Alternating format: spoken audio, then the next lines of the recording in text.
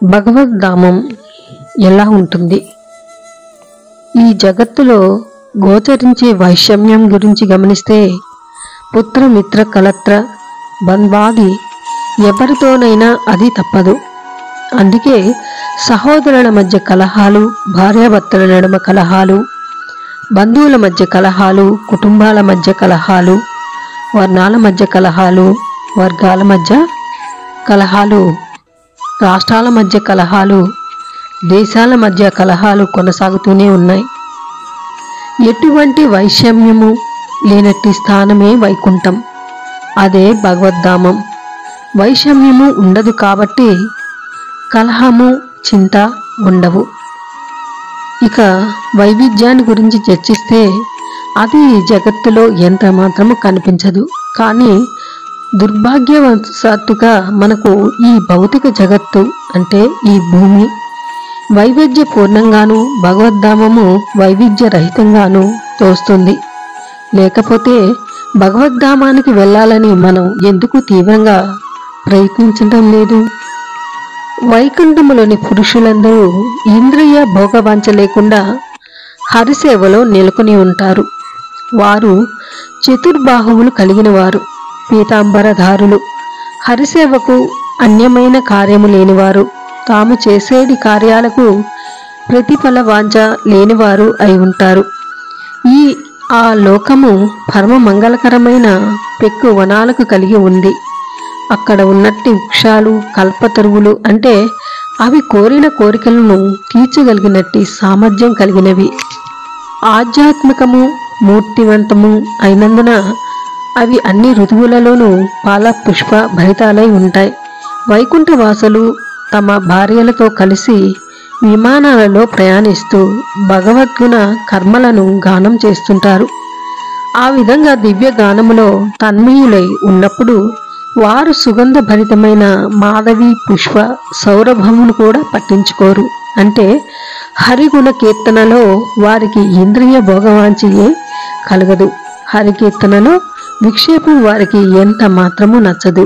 అక్కడ పరమానందముతో హరిగుణ గానము చేయడం తప్ప ఇంద్రియ భోగవాంఛ ఎవ్వరి మదిలోనూ తలెత్తదు.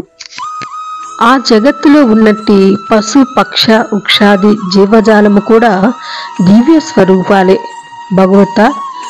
భౌతిక జగత్తులో పశు పక్షాది యోనులు పాప జీవనములైన జీవులకు ఘోరమైన శిక్షగా కల్పించబడతాయి. కానీ వైకుంఠంలో అటువంటి రూపములు భగవంతుని ఆనందము కొరకు ఉంటాయి.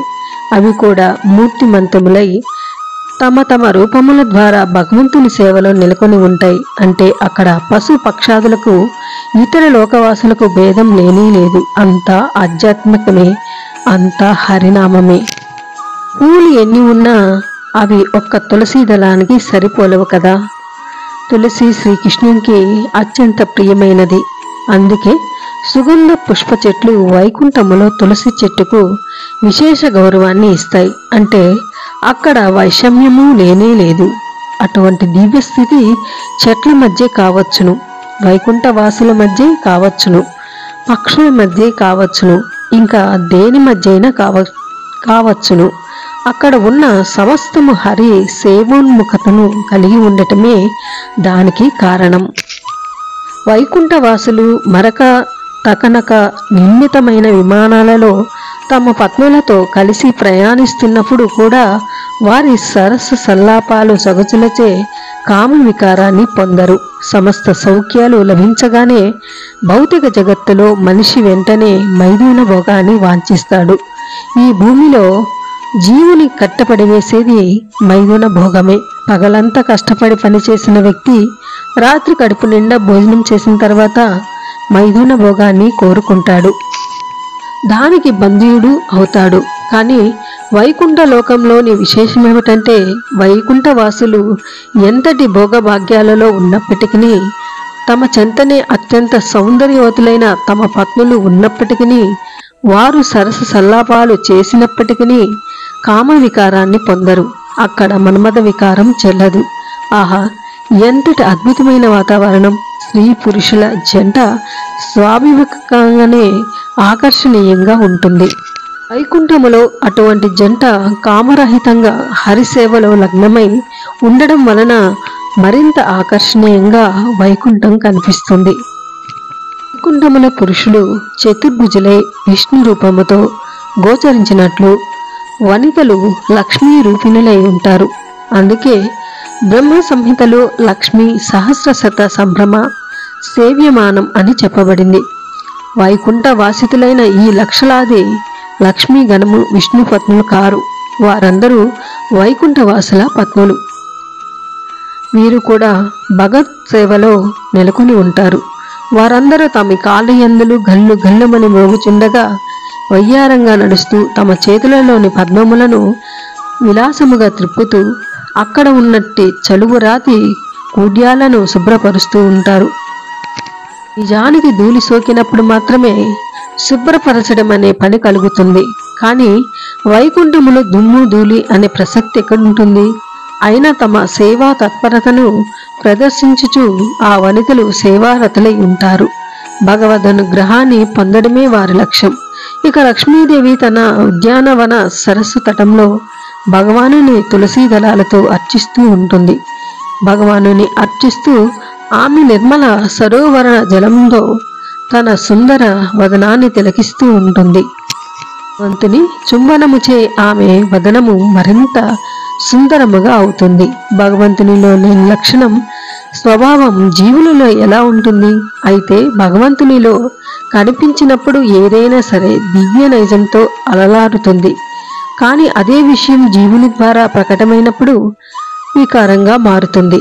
అందుకే భౌతిక జగత్తు ఆధ్యాత్మిక జగత్తు యొక్క వికృత ప్రతిబింబమని చెప్పబడింది. శ్రీకృష్ణుడు గోకులంలో వెన్నెలను దొంగలించాడు. అప్పుడు గోకులవాసులు ఆనందించారు. ఇప్పుడు ఆ చోరలీల విని బుధజనులు ఆనందించుచున్నారు. అందుకే వారు నవనీత చోర వెన్న దొంగ అని కీర్తిస్తూ ఆనందిస్తూ ఉంటారు. కానీ వేరే ఇతర చోరుని నామాన్ని జపిస్తే మనకు ఆనందం కలుగుతుందా?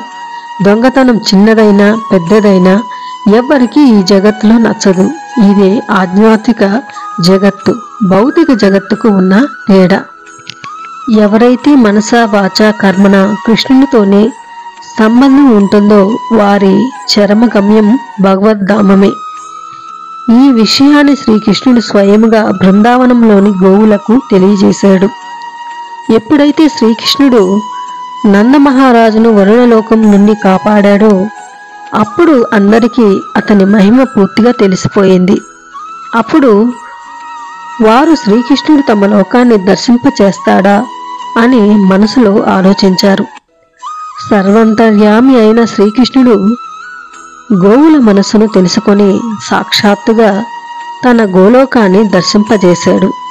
ఆ భగవద్ధామము అచ్చము తమ బృందావనం లాగానే ఉండడం, తమ బృందావనంలో లాగానే శ్రీకృష్ణుడు ఆధ్యాత్మిక జగత్తునకు ప్రభువుగా నెలకొని ఉండడం వారికి కనిపించి ఆశ్చర్య పొందారు.